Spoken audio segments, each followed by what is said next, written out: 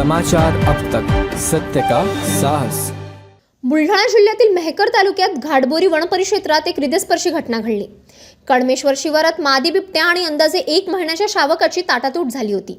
शावकाच्या ओरडण्याचा आवाज ऐकून स्थानिक नागरिकांनी ही बाब वन विभागाच्या निदर्शनास आणली। माहिती मिळताच वन विभागाचे पथक तातडीने घटनास्थळी दाखल झाले।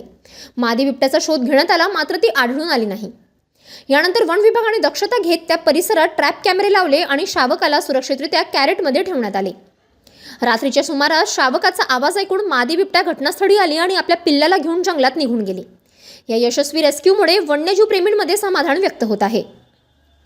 ही कारवाई उपवन संरक्षक सरोज गवस, सहाय्यक उपवन संरक्षक वैभव काकडे यांच्या मार्गदर्शनाखाली घाटबोरी वनपरिक्षेत्र अधिकारी येवले, रेस्क्यू टीमचे संदीप मडावी व त्यांच्या सहकार्यांनी अथक परिश्रम घेऊन पार पाडली।